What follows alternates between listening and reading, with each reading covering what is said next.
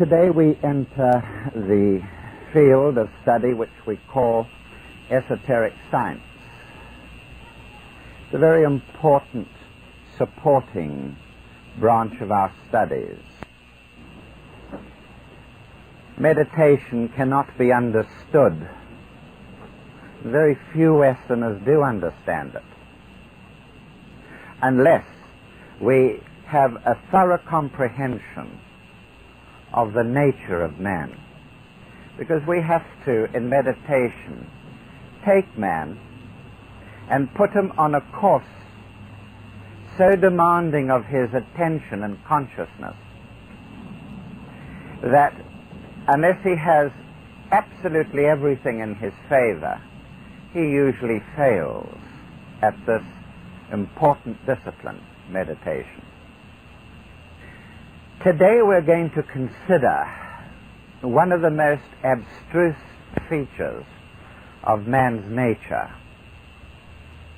We're going to consider that extraordinary organ, the pineal gland, a gland that has fascinated students of the esoteric, a gland that has become the concern of the mysteries themselves down through the ages. In the bacchanalian rites, in the symbols of those rites, the infant Bacchus plays with a pine cone, the symbol of the pineal gland, from which the name pineal derives. A tiny little gland, and size in physiology doesn't mean anything. The largest organ in the body is the bone marrow, possibly the liver. But these organs, important as they are no more important than, for us anyway, the tiny structure of the pineal gland, not much bigger than a large pea.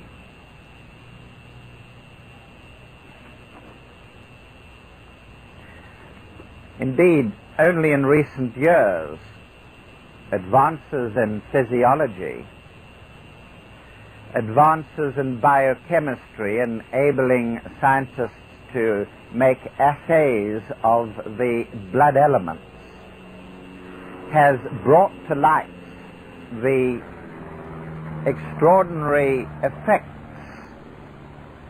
of the pineal gland and the secretions which it gives out. Now, at the onset of this afternoon's work, I'm going to attempt a correlation relating endocrine glands to chakras. The chakras are, as we know, the intermediaries between the forces of the inner world and the outer environment. And part of that outer environment is the coat we wear, the physical body. And part of the equipment of the physical body is that set of glands which gives a supporting control of the body to the indwelling entity. We all think of the nervous system being the immediate controller of our bodily organs, and it is. But the other controlling of endocrine glands. These little glands, as we have learnt from our esoteric anatomy, made up, like all glands, of cells, have the distinct difference of secreting their materials directly into the blood. And so all endocrine glands are profusely supplied with blood vessels. And unlike ordinary organs, and we'll draw one here, an ordinary organ pours its secretions through a duct into a body cavity, like the liver pours its secretions into the duodenum. Unlike the exocrine glands, the secretions of the ductless glands are poured into the blood system, and the blood system circulates them all round the body. And it will be science's discovery in the years ahead that the hormones, which are the secretions of the endocrine glands, affect large tracts of the body rather than the mere specific organs that most scientists believe they are directed towards. The pituitary gland affects the secretions of the female uterus, the endometrium or the lining of the uterus. That's a specific action of a hormone from the pituitary gland. But it is the esoteric sciences contention that the hormones affect many other parts of the body than those to which they are apparently directed. And this is effective because they are able to be circulated to all parts of the body in the blood. And physiology will discover this in the future. Now, it is our contention that the endocrine glands are the outer concretion, say the thyroid gland, is the outer concretion of an inner force center or chakra. In the case of the thyroid gland, this is a 16-petaled lotus.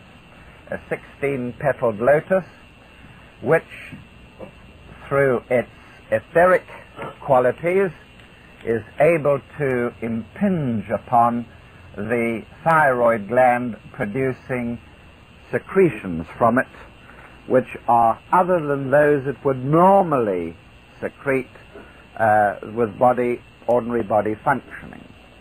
And so we say that when we tread the path of unfoldment, we arouse this chakra, and through it we are adjusted to the changes in ourselves via its corresponding endocrine gland. Thus, a person may experience immense changes of consciousness and meditation, so that the mental chakra in the mental body and the astral chakra from the astral body and others may flood the etheric vehicle with huge amounts of energy. And unless we had a buffer mechanism, we would be overwhelmed. We'd be overwhelmed by our inner experiences, by our probings of the unconscious. And so we relate the various endocrine glands to underlying organs. And what I'm going to do now is to propose a correlation. It is one interpretation. It would vary slightly in a person according to his raise, the sort of work that he was doing in the world, but it's a correlation which you will find most useful as you begin to put your studies together. And so, from a starting point at the base of the spine, the chakra there, we say, is related to the little glands that sit above the kidneys, which we call therefore the above renal kidney glands, the suprarenal glands. So there is a correlation. That correlation may be extended ad infinitum. We could say, for instance, that the planet Mercury is related to this chakra at the base of the spine, and therefore to the suprarenal glands. The color yellow, or the esoteric color of silver. And we could go through a whole set of further correlations, like gemstones, and so on.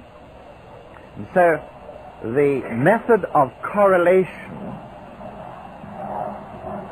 supports the eclectic approach.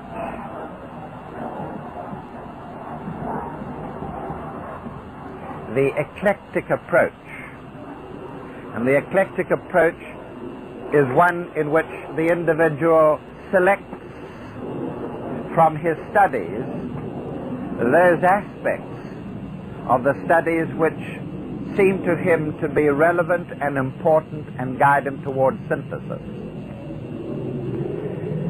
So correlations line us up immediately with other implications. If we talk about the base of the spine chakra in man, we automatically think of the possible base of the spine chakra in humanity. And we begin to think of all sorts of other features related to the base of the spine. So correlations can be a quick method, a helpful method in esoteric study. This is a four-petaled lotus. A four-petaled lotus. It is said to lie over the curvature of the sacrum bone. The sacrum bone. The next chakra in ascendance, of course, is the solar plexus chakra, the sacral chakra. The sacral chakra, which is a six-petaled lotus, and it is related to what we call the gonads, which is definitely the testes in the male.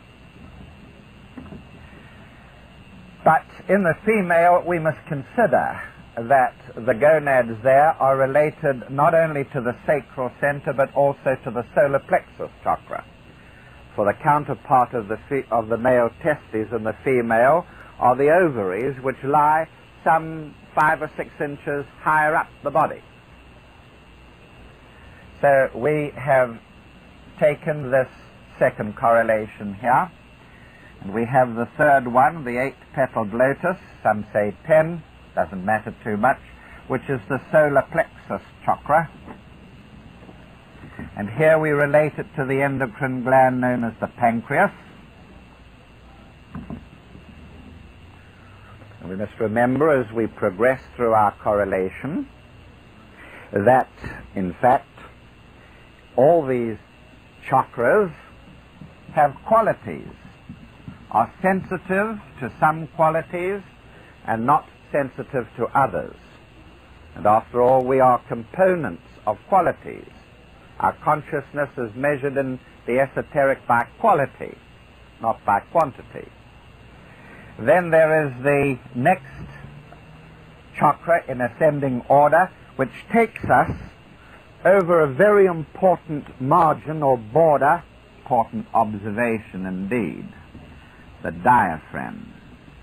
The diaphragm is a sheet of muscle that separates the abdomen from the thorax. And so we're now above the diaphragm. And when we go above the diaphragm, we know that these chakras are the centers which all disciples are not normally the target for attention. They are sufficiently aroused. And so we come then to the heart center, the heart chakra, which may be regarded as a 12 or 10-petaled lotus, the heart chakra, and its related organ, endocrine organ, is the thymus gland. The thymus gland. And many qualities of the thymus gland are similar to the heart, but at a physical level. The thymus gland is a gland that secretes substances that recognize not self in the body. They recognize foreign invasion by poisons or proteins, just as the heart center is very, very sensitive to not self as well. Very, very sensitive to that which is not real, not part of you. And by that we don't mean at a physical level, but at an inner level. Then we have the next chakra, which is the throat. We have already considered something of that, a 16-petaled lotus, and it is related, as we know, to the thyroid gland. The colored green, the planet Saturn, the planet Earth, and on the note fa in the octave, which begins with 256 cycles, and so on. The emerald gemstone and other correlations. Then we are reaching to the brow chakra, which is said to be a 2-petaled lotus, and the reason for that is that it is really part of the large head center, but it has a duality about it, which is interpreted as 2 petals, but that's not really true. So we talk about the brow chakra, and it is related to the pituitary gland, And then finally, in our correlation of 1, 2, 3, 4, 5, 6, 7 chakras, we have the 1,000-petaled lotus. The 1,000-petaled lotus, which is the head center, and that is related to our subject today, the pineal gland. Now, certainly you will find contradictions to this. Bailey herself contradicts this, but supports it in other parts of her works, and you must be prepared for that. As I say, it depends on the stage of the disciple's unfoldment, the rays of the disciple, and which chakra happens to be the target of his attention. But from the point of view of studies, it is eminently a suitable correlation. So now we can begin to look at this extraordinary gland which we call the pineal. It is not that it has not been studied. It has been studied profusely. The pineal gland has been studied profusely in recent times as well as in ancient times. Descartes said that it was the home of the soul. Swedenborg was fascinated by it. And others have raised the subject in relation to the huge unconscious of mankind. Some say that it is an eye, or was an eye. So we have to look at it with some sort of care.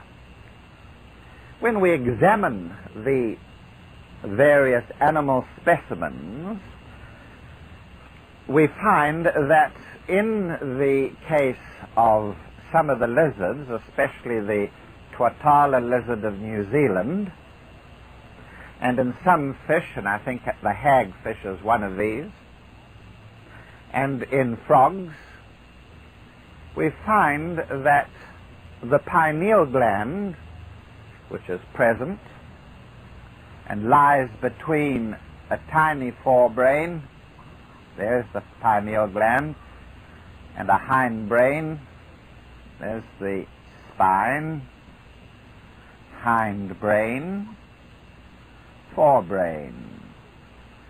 Between the two, the pineal gland.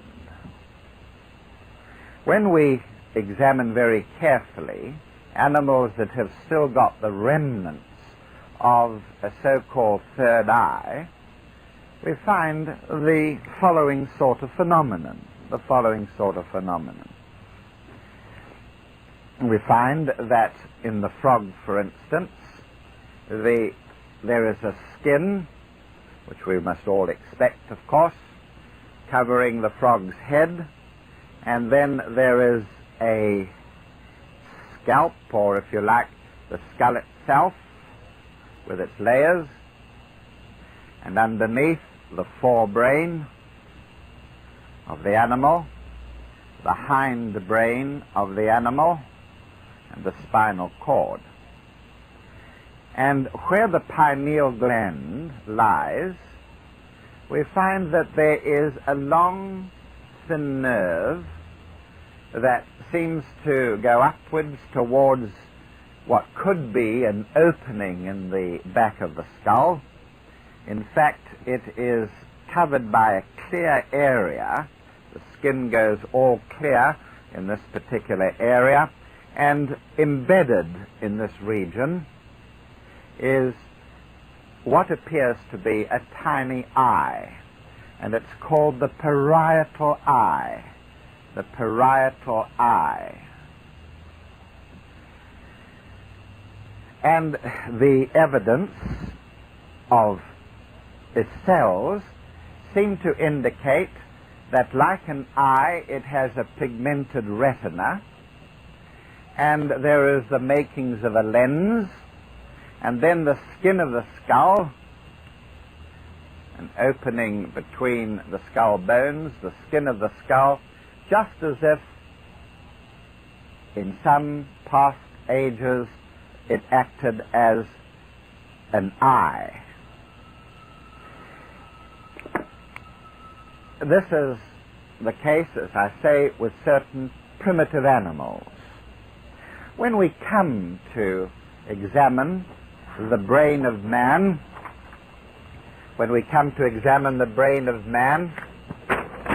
we find no trace of a parietal eye.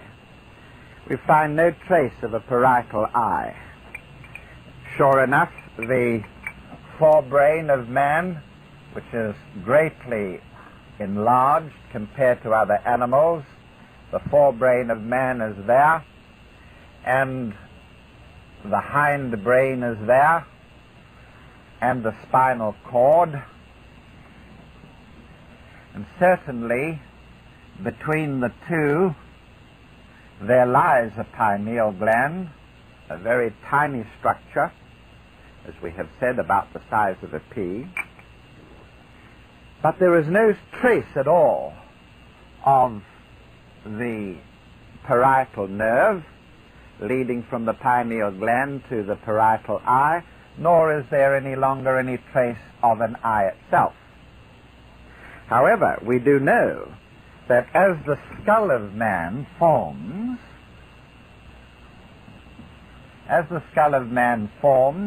there is always a foramen, an opening in the skull of a baby, so that we can see through the membranes of the baby, a pulsating body of the brain, and that this foramen closes as the child matures,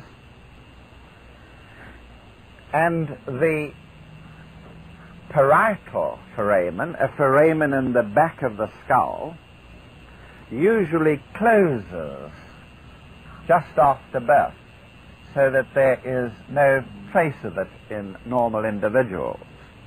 But sometimes this foramen remains patent, and although there is no sign of a parietal eye, there's no doubt about the foramen being there. It is the belief of modern science that the pineal gland is a remnant of history, that it has regressed and has atrophied, and that it is only now functional as a very little understood endocrine gland. And to some extent this is perfectly true. The pineal gland is still there, functions in certain ways that we're beginning to understand, but we say that this gland, which has been patent in reptiles and in birds and in mammals, is a gland that is sometimes brought back into functioning. It is brought back into functioning. and how and when it is brought back into functioning, we have records of this in esoteric science. And so we have to switch our attention now to the early history of man. We have to understand, and part of our subject will be the study of anthropogenesis. We have to understand that man has a dual origin. The origin of man embraces, in fact, three streams of evolution. The purely spiritual stream of evolution, which we can call the monadic evolution. Then there is a mental evolution, and there is the physical evolution.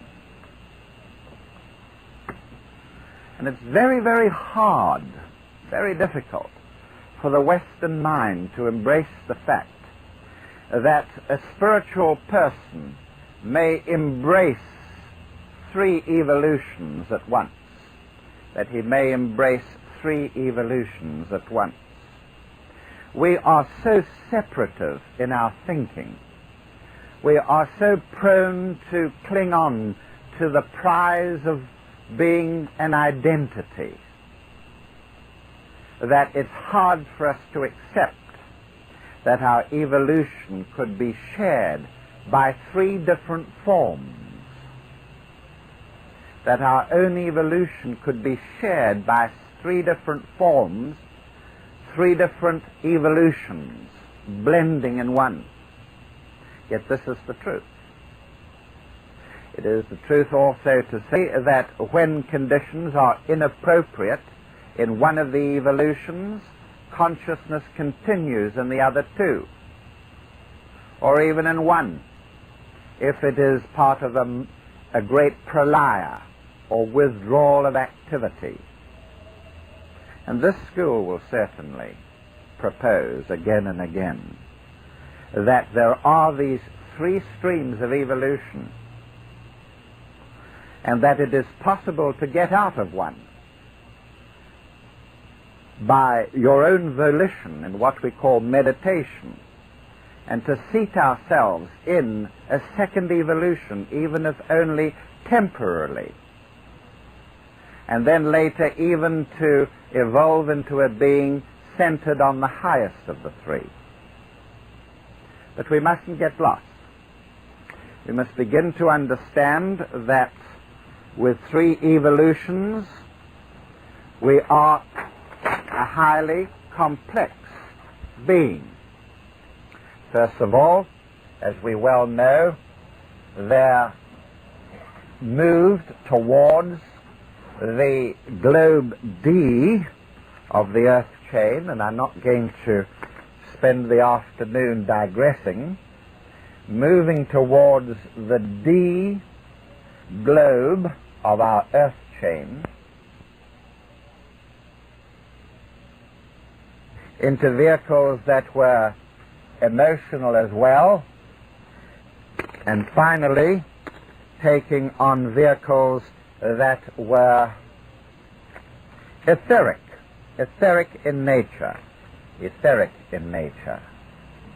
And so over vast periods of time, elements of humanity that had even begun their evolution on other planetary chains began to work down through the various planes that I have described here, taking on added coats of the material of these grosser planes successively, and began to move in the precincts of the physical globe of the Earth many, many millions of years ago.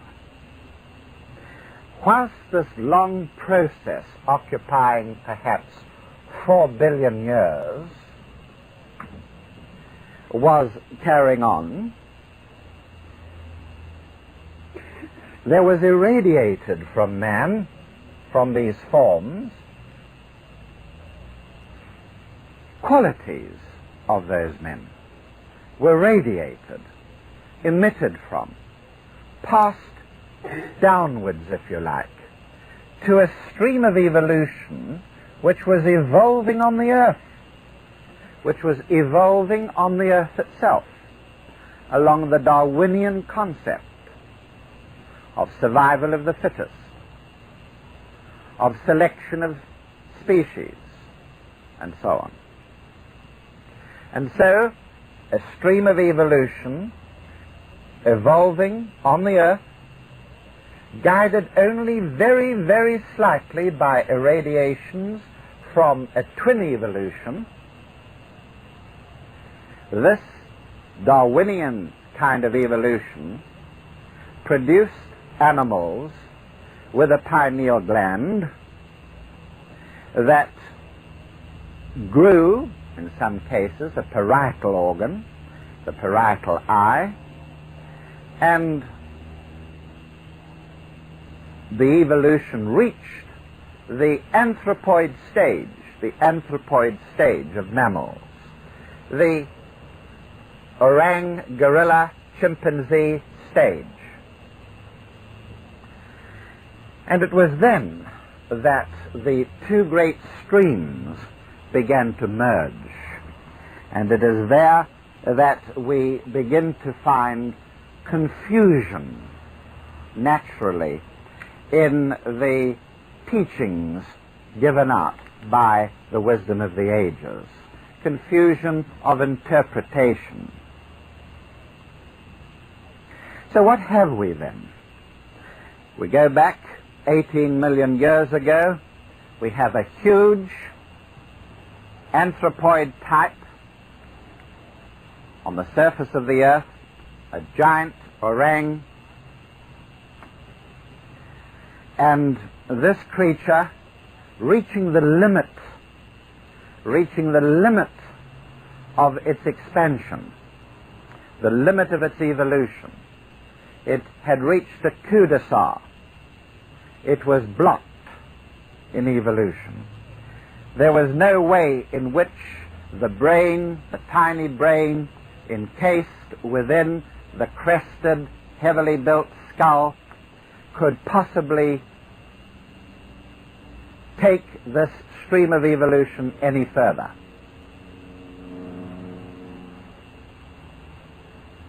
It had reached the end of its resources. And it was at this time that the divine evolution began to approach more closely. And so here we have a humanoid type, really an anthropoid, which could not go any further, with a tiny forebrain, fairly well-developed hindbrain, a pituitary encased in a flattened facial skull of the anthropoid type. It is an error, it is a mistake to believe that the advent of the Lords of Flame, the coming of the Lords of Flame, produced, as it were, a stream of directed fire to the brain of the anthropoid, to the orang. That fire could have produced no change. The creature was at the end of its evolutionary scope. But it was at about this time that there became integrated sufficiently the evolutionary stream that had its origin way out in other planetary systems. The anthropoid had its own etheric body, and indeed, to me, it is inconceivable that an etheric body materialized even over billions of years could shape physical tissue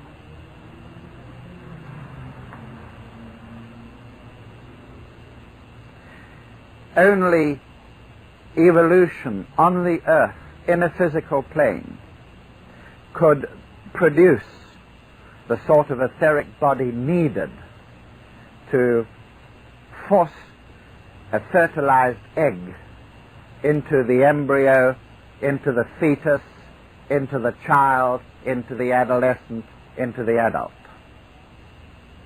But the etheric body of the anthropoid could be merged with the etheric body and its astral counterpart of a materializing being.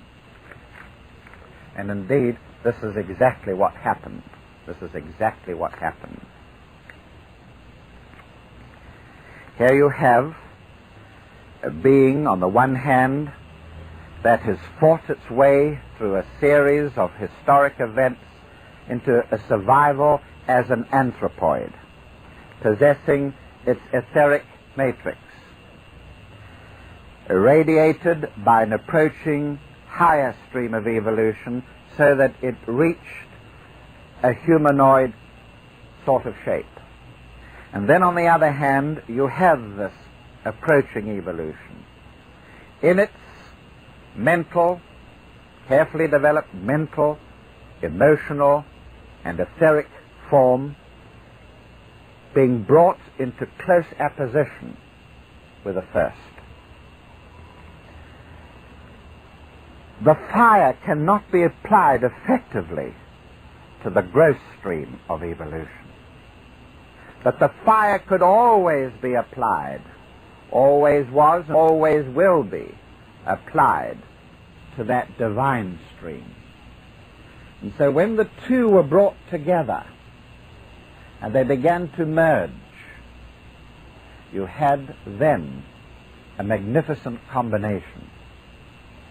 You had a physical form that had endured survival of the fittest, natural selection, with a strong etheric body, part of the etheric body of the earth, the Anima Mundi, plus the potential contained in an overlord, an overshadowing, divinely produced entity. And these two were blended. It took millions of years for this to occur. These beings, these divine beings, frequently refuse in horror the gross anthropoid structures offered them. Madame Blavatsky's Secret Doctrine describes the great efforts of the Venusian hierarchy to persuade the materializing evolution to blend with the physical structures, the gross forms presented to them. Some refused completely and were withdrawn and later had to take even worse forms. That's not our concern today. We're concerned with the function of that endocrine gland known as the pineal. But now it is easy to say how it evolved, what changes were produced in it, and what relationship this has to us from the point of view of meditation. Here was an anthropoid skull containing a small brain with a pineal gland and a hindbrain, incapable on its own of going any further. An etheric body that possessed virtually no head chakras at all. No head chakras at all. These are very important observations. You will never understand the basic principles of spiritual phenomena without understanding this. Here was a being that possessed the normal complement of 3 chakras, which is that of the animal kingdom, unable to go any further, but possessing organs that had emerged, been irradiated by the approaching evolution, and therefore had some potential. Here was the divine form, all the time taking on denser material.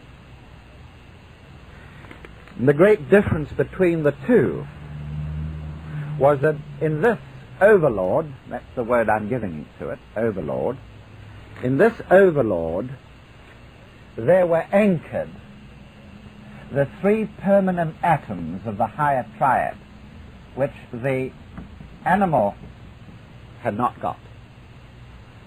These three permanent atoms of Atma, of Buddhi, of Manas, forming the higher triad, as we call it, were anchored in this materializing stream. Now we can begin to see what happened. As the two merged together, anchorage began to occur for the higher triad in the head region. Anchorage began to occur for the higher triad in the head region.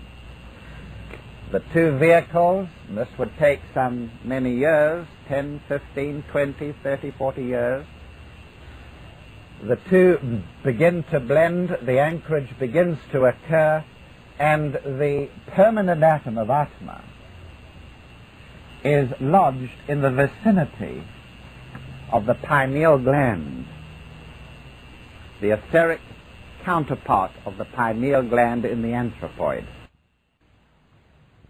Now the position has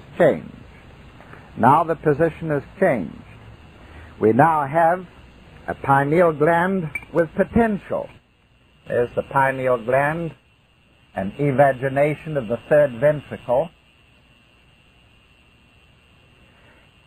Previously, very little potential. It was a functioning organ, and no more. Previously, an etheric body, an etheric matrix to it. Now, the higher evolution begins to merge with it, and the permanent atom of Atma is anchored in this region. The permanent Buddhic atom is anchored in another region, and we get then the application of fire, ecosystemic fire, to the overlord part of the pineal gland, the overlord part of the etheric. And so with the stimulus to this region, the pineal gland begins to grow larger. It is being stimulated by fire, Venusian fire or extrasystemic fire from the Lords of Flame. The gland begins to expand, and a very necessary adjunct to it, the parietal eye, comes out of hiding, emerges, and is needed desperately by the situation presented. Why was it needed? We had this barrier at the time, a barrier which separated the anthropoid from divine origins. We could call it, if you like, etheric consciousness, the barrier of etheric consciousness. The overlord had consciousness in this realm. We called it the Hyperborean continent, a region of etheric energy which was vitalized in the upper hemisphere of the Earth, around the North Pole, a vital region in which the subjective evolution was expressing itself. But out of this Hyperborean continent, Overlord had to step, had to merge himself with the anthropoid. It was an awful stage of the divine man's evolution, to be pushed into and prodded into a hostile world, to take over, to merge with a gross form that functioned very well in that world, but which was completely objective. A gross form that was completely objective. Its organs of vision in the gross world were objective.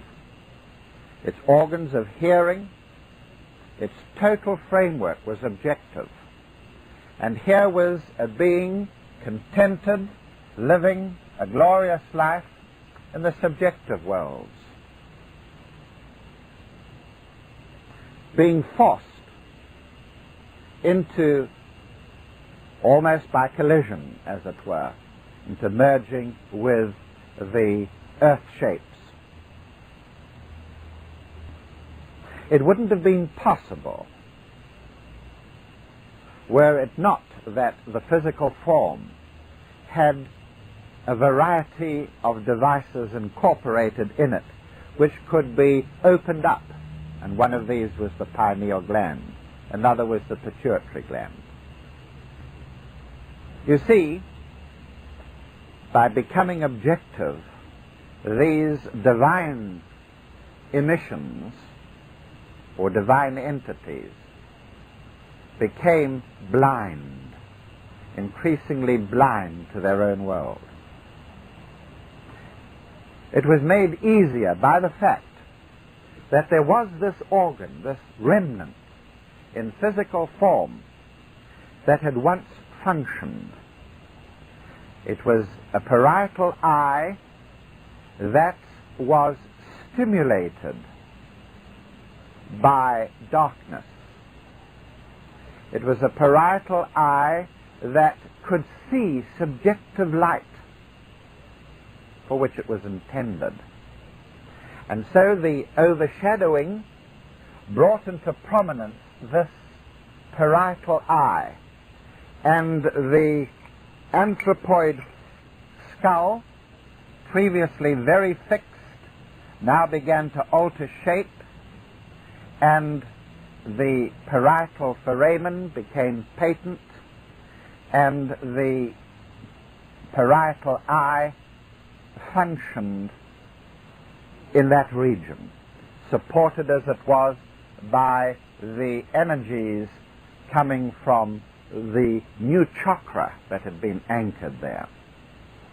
It meant that for long periods of time, whilst they were occupying progressively these anthropoid forms, man had his link with the world he loved, as well as the link with the objective world that he was virtually afraid of. And the pineal gland functioned strongly halfway through the third root race. The first two races were races in which man was forming in the mental and astral and etheric subjective world. The third root race produced this division halfway through it, in which there was the merging of the two, the merging of the two. It was then that the dormant pineal gland of the anthropoid, which it had inherited from earlier species, going right back to reptiles and birds, it was then that the gland began to grow It was powerful and produced a parietal or so-called third eye. So-called third eye. It meant that for some millions of years still, even while he was using a physical form, the divine species could still draw inspiration from the subjective worlds out of which he had precipitated. The moment that he could quieten this animal body down, and it was a difficult thing. There are strong parallels to today. The moment that he could quieten down this animal form, he found that, and it was through the third eye mechanism, he could enter once more the subjective realms, even though anchored in this physical form. And there he met the ancient leaders. There he was able to share Eden. And this was the fall from Eden, the necessary fall that man had to make. He had to leave under the great divine purpose. He had to precipitate himself into physical forms which were existent on the earth. And so he retained this hold with his ancestral origins, and then progressively began to learn to be objective. He had things that had to be met. There was hunger, a thing that he had never known before. Hunger, real hunger. There were all sorts of new urges in him, like sexual urges, and desires for security, and so on. Began to be strong in him, and the only way he could satisfy them was by being objective, doing something about it. And so he increasingly grasped the physical body, the physical form, as its overlord. The eyes began to be used increasingly, and the advent of the overlord produced in them the capacity to focus and to sustain a focus on some particular object. The eyes became very, very keen and developed. But for him a terrible thing began to happen, and it was that as he became more objective, and the whole turn of events encouraged him to be just that, to be more objective. As he began to be more objective, and the eyes began to function with more acuity, the hearing became more attuned to earth sounds than ever, the inner awareness began to be lost. The subjective appreciation of his origins began to be lost. The pineal, parietal eye began to regress. And eventually it stopped its physical functioning, sank into the skull, and atrophied completely out of sight altogether, leaving the pineal gland behind as an endocrine organ. The pineal gland as an endocrine organ. And so it's perfectly true to say that an aroused pineal area in ancient days was a clairvoyant structure. It could see clairvoyantly things that the anthropoid evolution couldn't see. Perfectly true. But in the ascending arc, now that we have gone right down into matter, used all physical forms available in the various races, and now as we ascend on the ascending arc and go back to our origins, the pineal gland emerges once more, but it is emerging because of the opening, the arousal of the thousand-petaled lotus. Not because it was being stimulated before by the lords of flame, but under our own right. We open the head centers. We direct energies from chakras below the diaphragm towards the head region. And with the opening of this thousand-petaled lotus, the pineal gland assumes something more of its original functions, but the difference now is that man is clairvoyant in his own rights. It wasn't something that he grew up with and was forced to retain. It is now something that we develop as we open the head centers. The matter of the pineal gland is important. The pineal gland in you and in me regresses, shrinks, withdraws, inclines towards atrophy with constant exposure to light, objective light.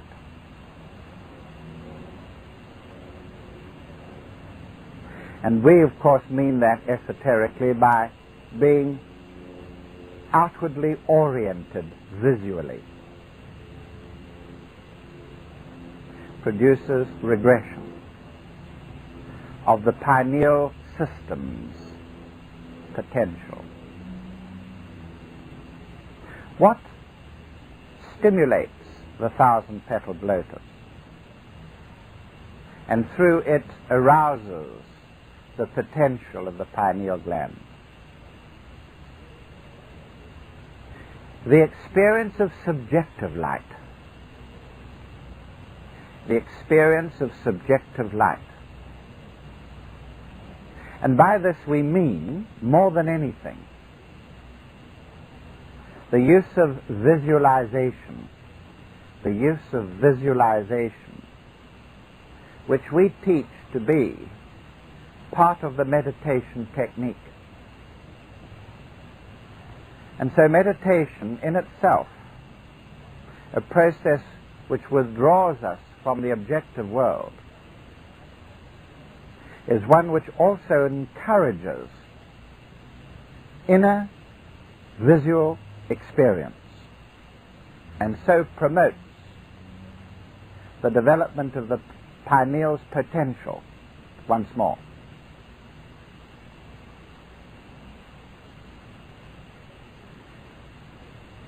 Thinking, seeing, hearing, and other objective activity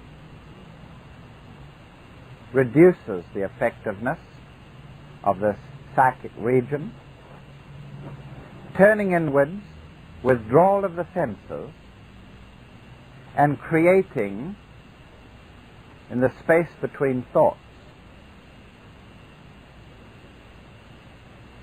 visual experiences there, dramatizes the unconscious, brings the unconscious onto the stage of one's attention, arouses the thousand-petaled lotus, and stimulates the pineal gland. Now we begin to understand the mechanisms which are basic to meditation, mechanisms that are basic to meditation. The pineal gland, in conjunction with other head centers, was able to change man enormously. And we have modern research which shows us just how significant the functions of the pineal gland can be. If the gland is over-secretory, excessive in its production, and this could be produced by a tumor in the region of the pineal gland, you get sexual precociousness in the child. The pineal gland is excessively secretory because of a growth near it or on it, then sexual precociousness occurs. A boy of 5 or 6 would have the organs of a man. The sexual parts grow excessively, including pubic hair, including the acne that comes with adolescence, all at the early age of 5 or 6, showing that the pineal gland, in its day, when hyperfunctional, in the middle of the 3rd root race, produced the great sexual changes in man. The most successful overlords in the beginning were those who were able to accept the roughness, the crudeness of the animal form with its animal personality. And these were types that had strong love rays. They feminized, softened the angry breast of the anthropoid. And these early types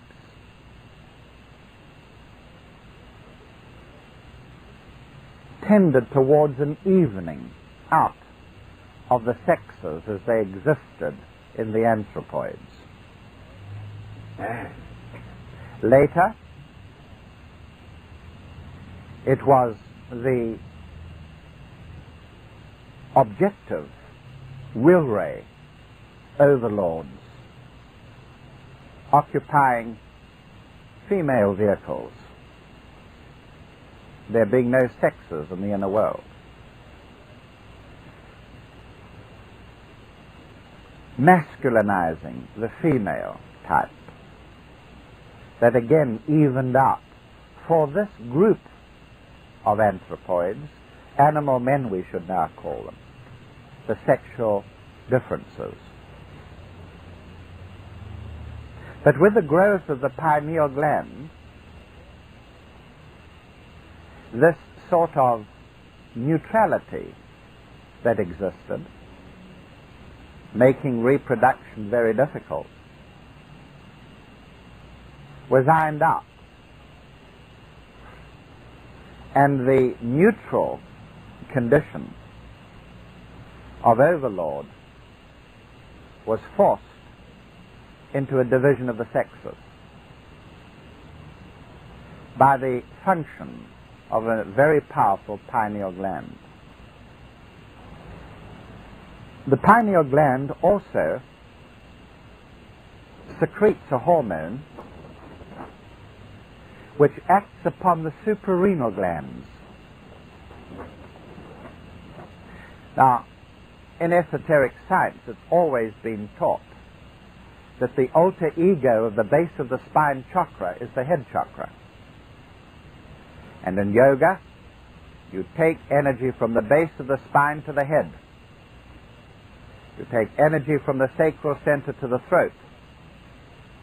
You take energy from the solar plexus chakra to the heart. The lower chakras have their higher alter egos. And it's always been said that the alter ego of the base of the spine is the head center.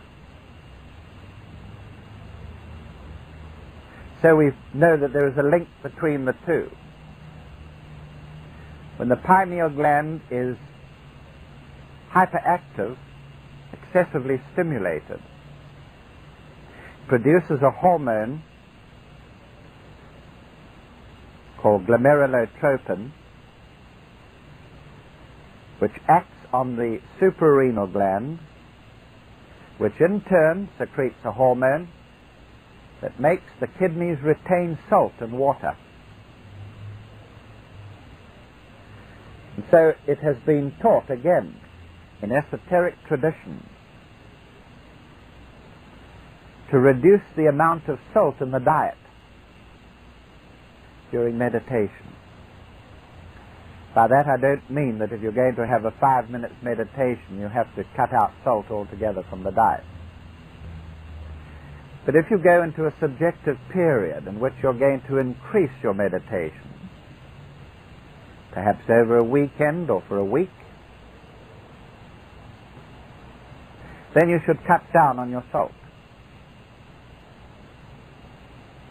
Because stimulation of the pineal gland makes you retain salt and water. You would then feel,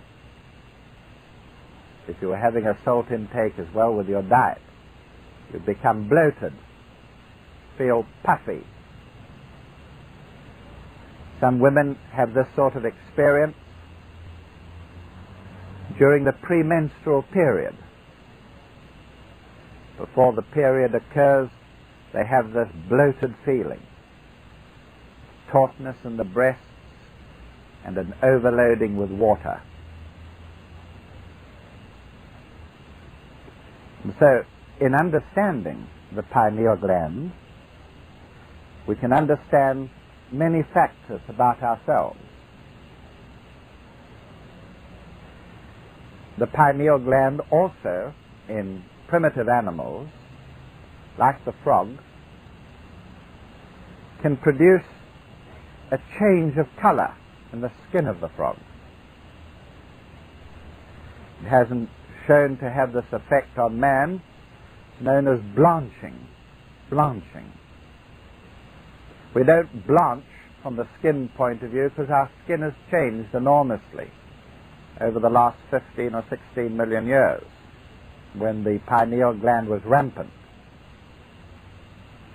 But it does create in us a great sensitivity to outer stimulus. And the path of discipleship is one which makes us extraordinarily sensitive to outer things.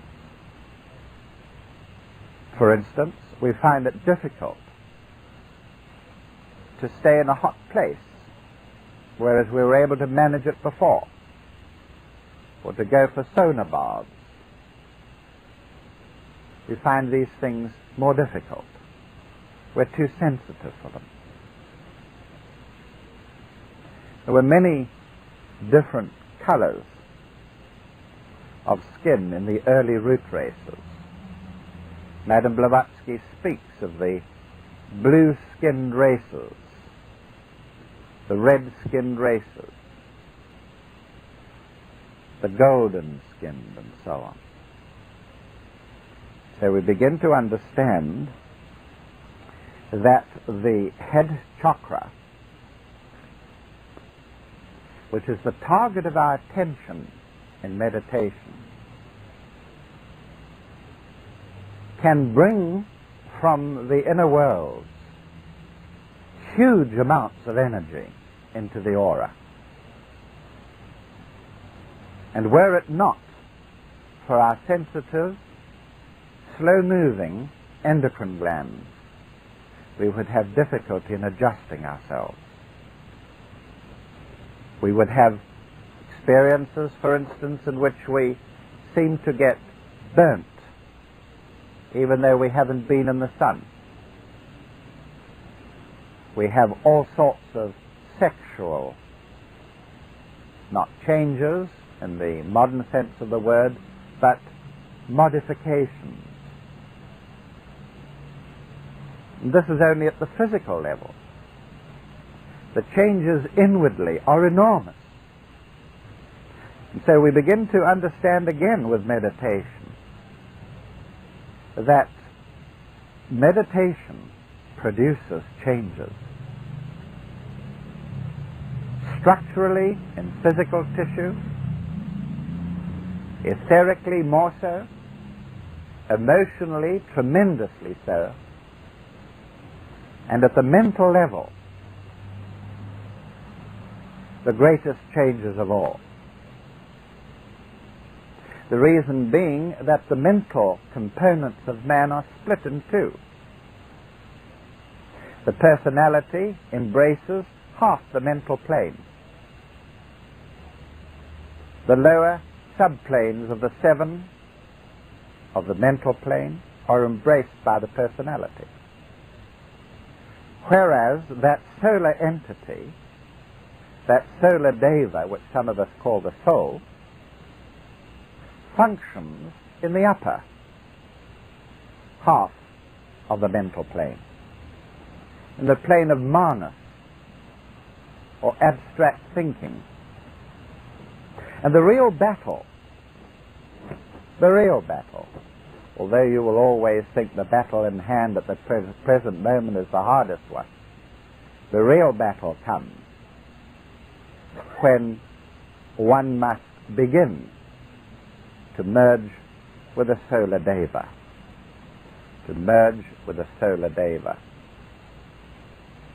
We are gods in the making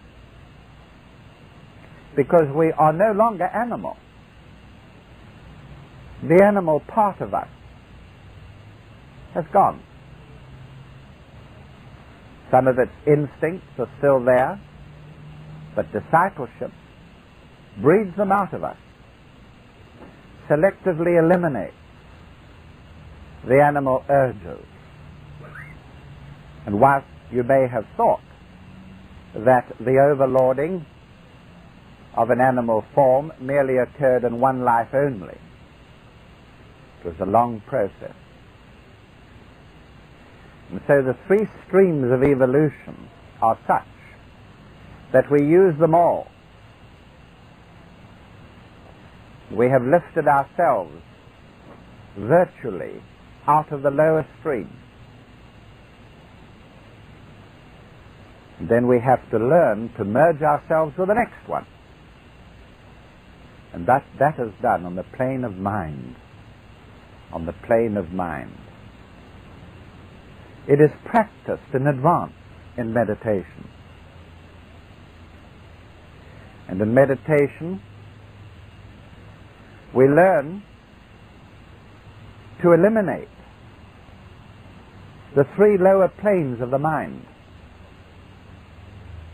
We call them the finite mind, or active intelligence, or objective thinking. And when we eliminate them, we don't have to substitute abstraction for them. Abstraction pours in because it is there. Abstraction pours in.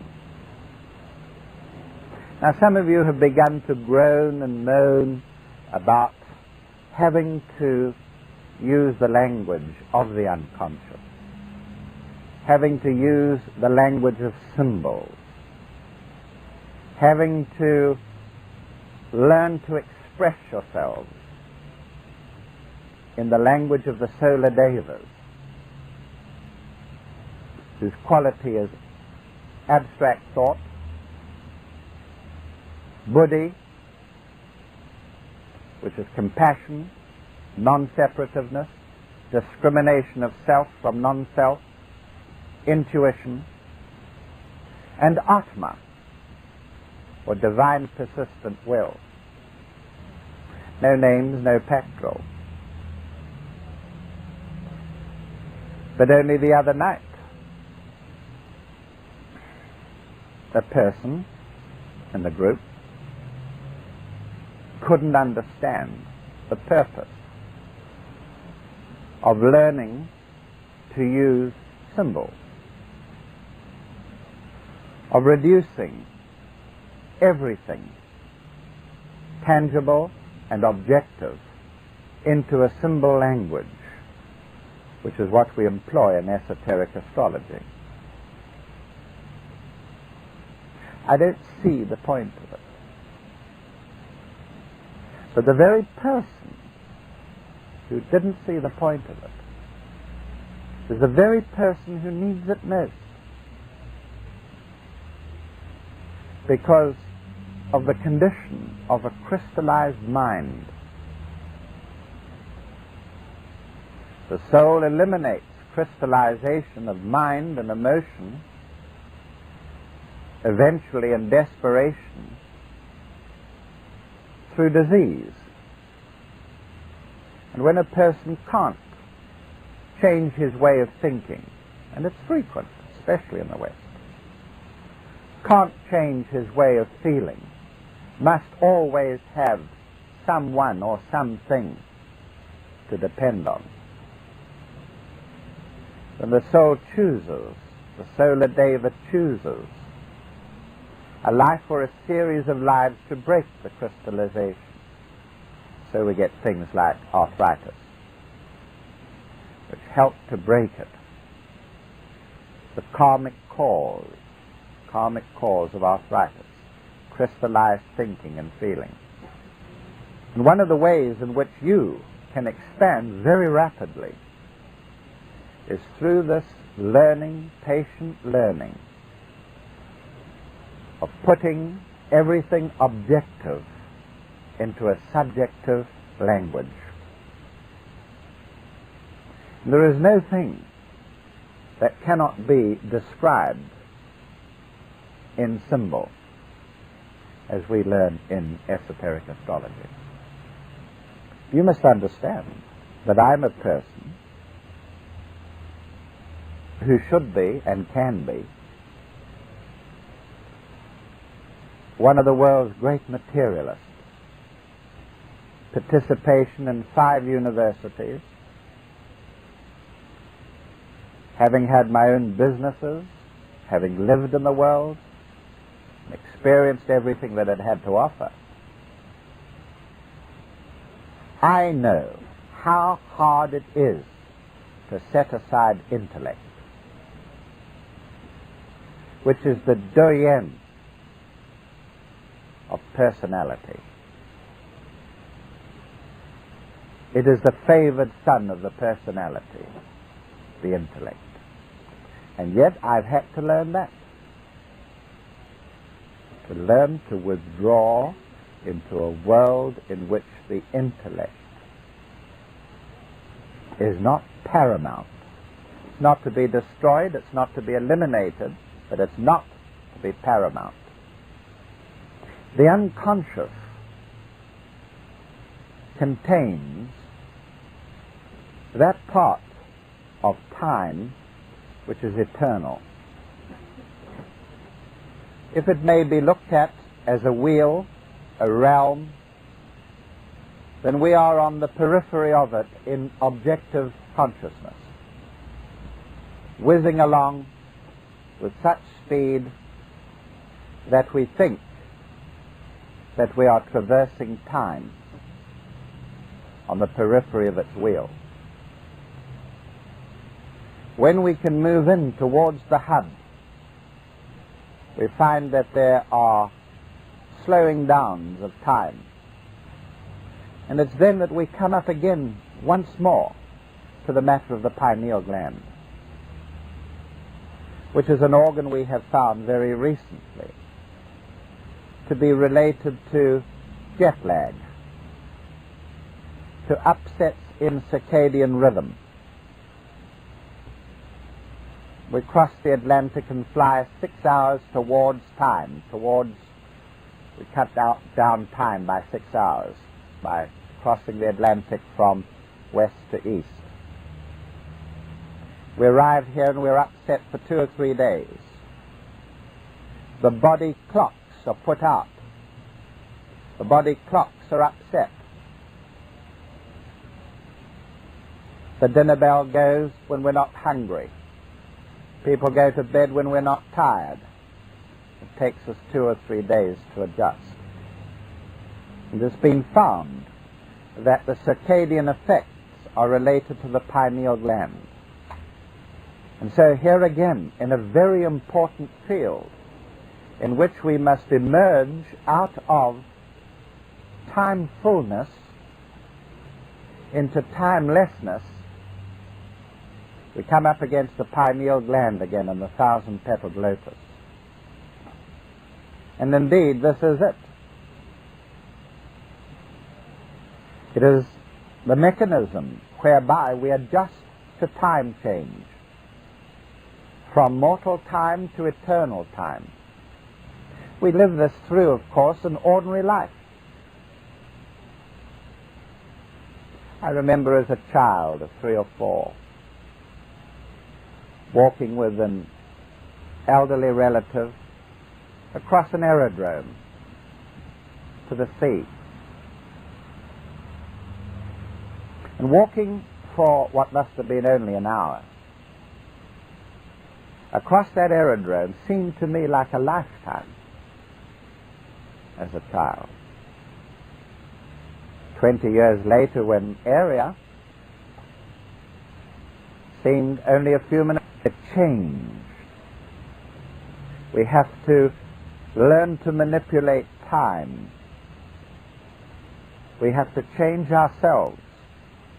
Otherwise, we are swept away into incarnation again and again and again.